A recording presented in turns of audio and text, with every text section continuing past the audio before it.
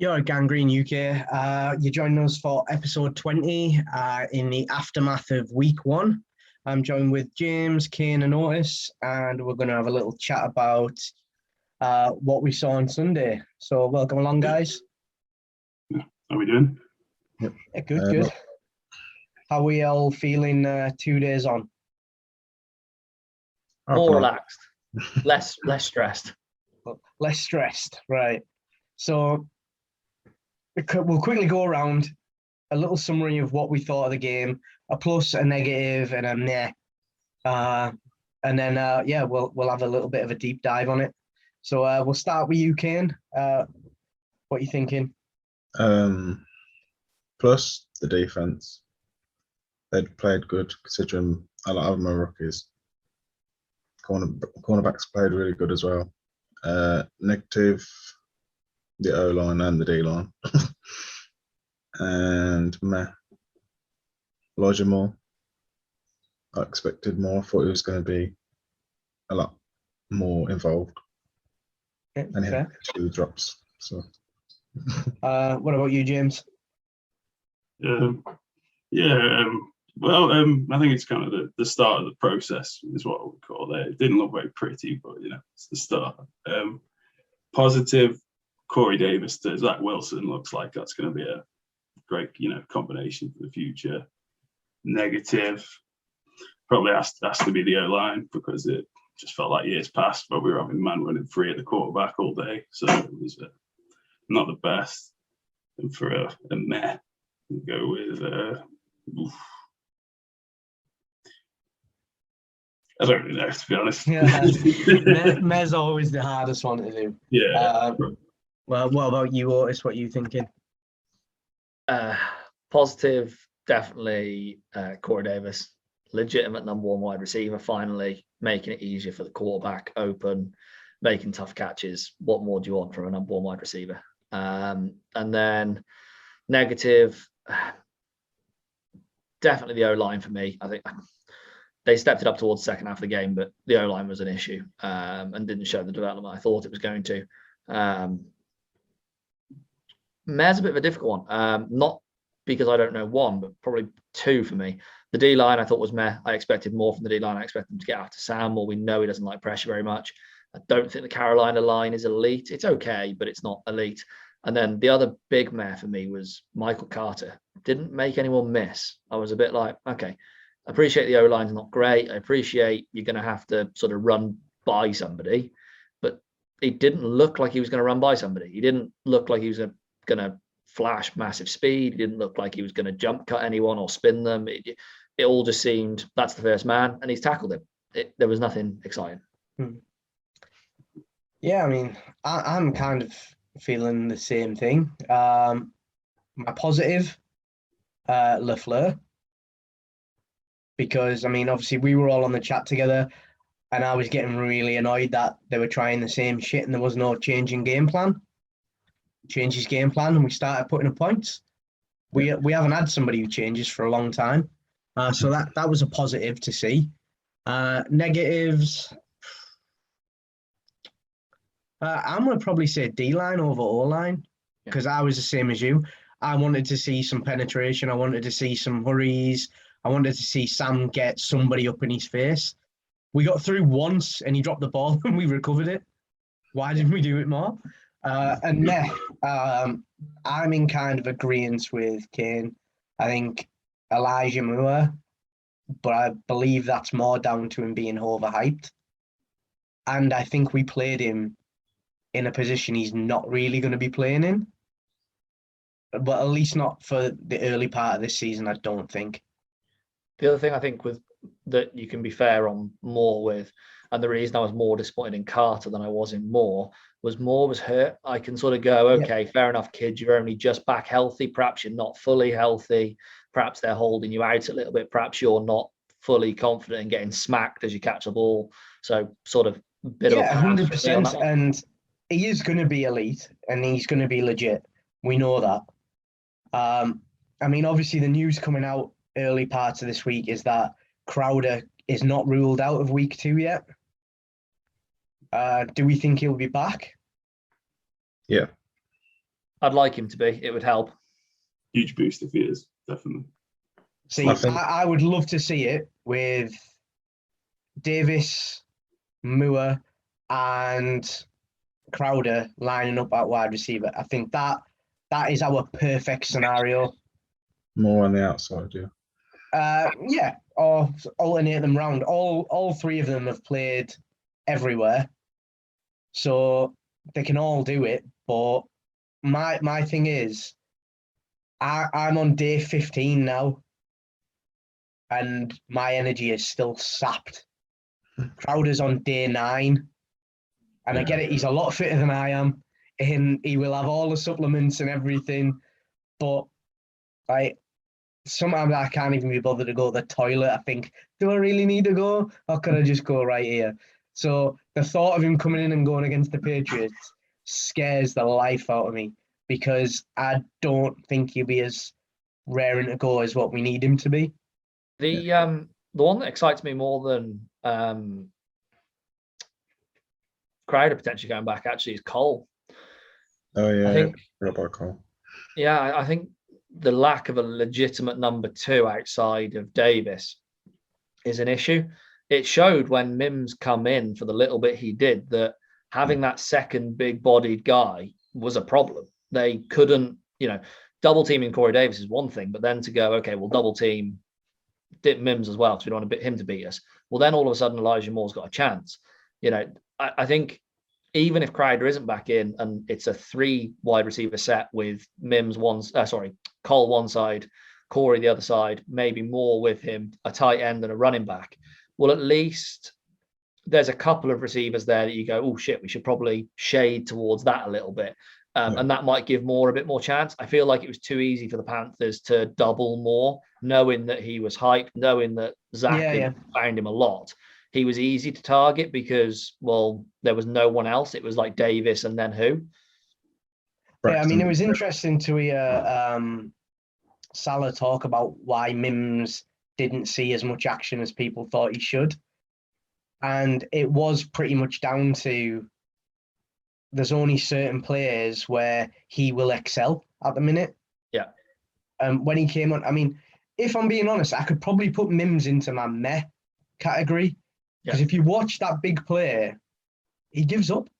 Yeah, I was going to say, he just ran out of bounds and didn't even try for it, did it? But the thing is, he stopped before that. He caught the ball and then just kind of like went and dawdled with it.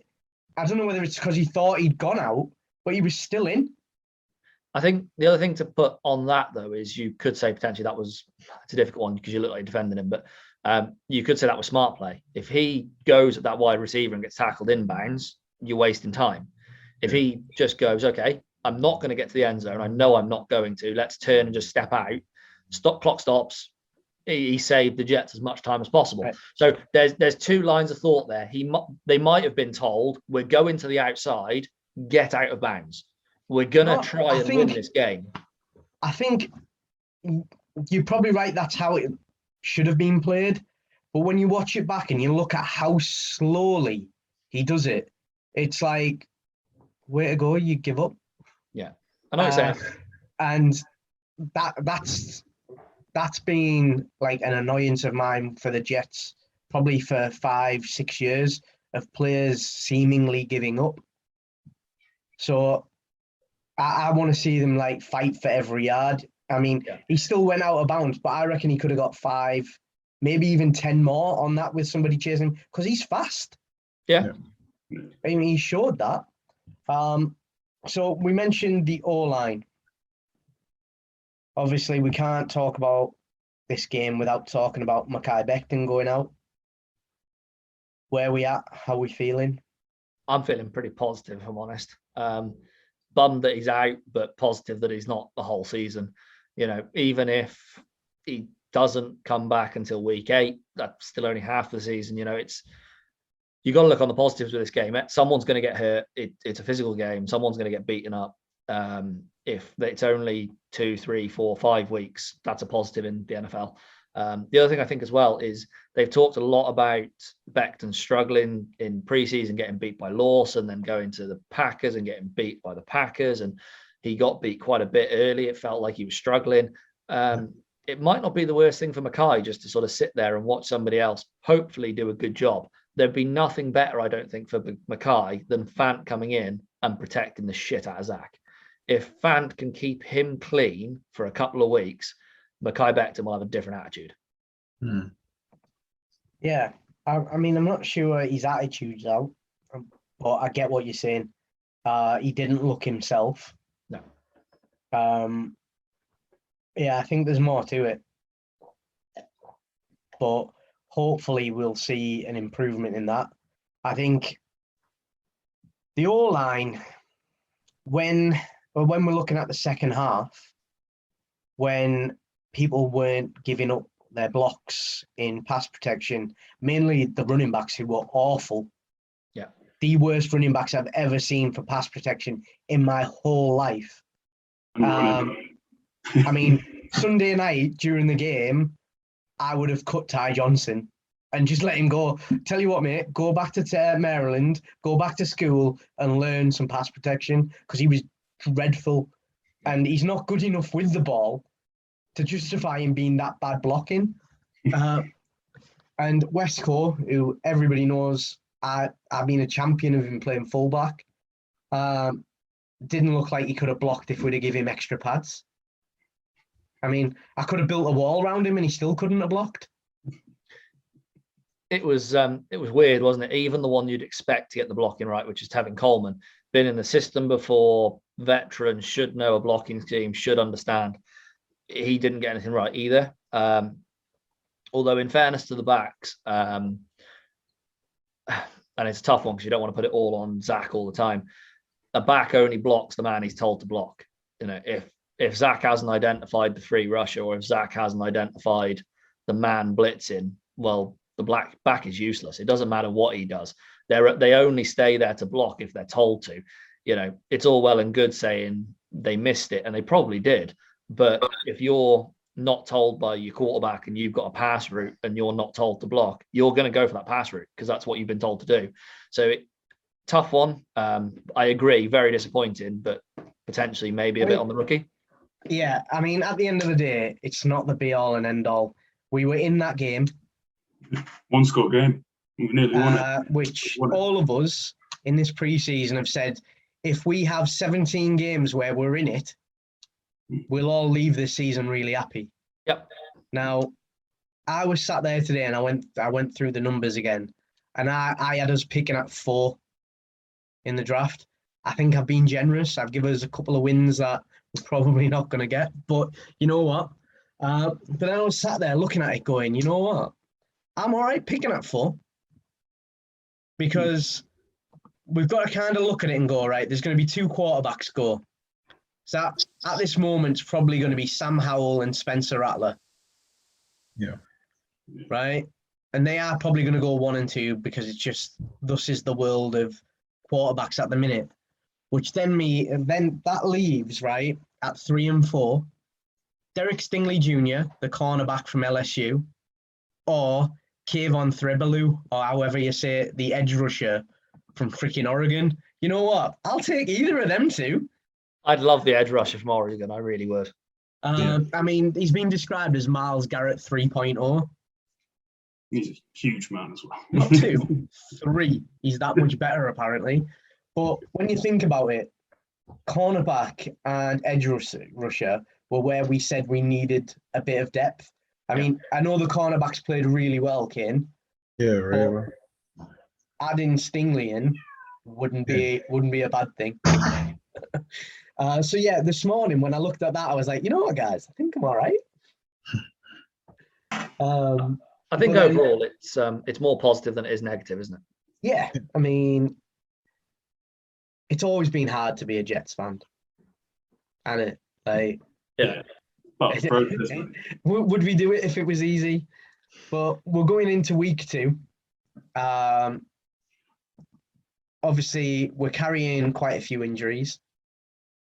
Man 6 to 8, Mackay 6, Jointer season.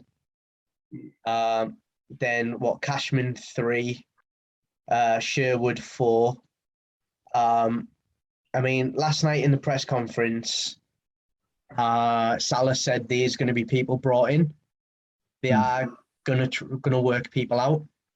Now, we're going into the home opener against the Patriots, who I personally don't think looked as dangerous as I thought they were going to look. Yeah. They were very much the Patriots that I thought we were going to see. I thought the tight ends were played the exact same way as what they did when they had Gronk, just not as well. Obviously, you can't replace Gronk with substandard, but it is what it is. How do you see this week playing out? Bill Belichick has a pretty scary record against rookie QBs. Look that up. Well, we're probably best not to look that up, so you can have some hope for Sunday. But I think it could be a rough one again, to be fair. I'm just looking for progression in the O-line, and as again, we were saying before, just make it competitive, but could be a rough showing with, Bill sending all kinds of blitzes at Zach, and we'll see what happens. See, I'm liking the fact that Bill Belichick took over the Patriots the same year that Robert Saleh decided he wanted to go into coaching. Right? So he has followed the greatest defensive mind from afar, and he's now playing against him in his first head coach in position 20 years later. I mean, it is kind of like the passing of the guard, really. I'm hoping that Salah can kind of pull it out of his hat. I mean, we are at home is always a bonus. MetLife is loud. Yeah. 2 years away. I mean, the Jets were loud at Carolina. So going in, I think they're going to have Zach's back. Personally, I think Zach in the second half was better than Mac Jones played. But Mac was clinical. There wasn't very many mistakes. The ones that were there were pretty average rookie, but you were like, oh, God. But, yeah, I think I'm optimistic dependent on the kicking situation. I'm fairly optimistic, I must admit. Anytime that Stephen Gilmore isn't in the defensive back room, that's a good day. Davis should have a chance, and so should receiver number 2, whoever that decides to be at the end.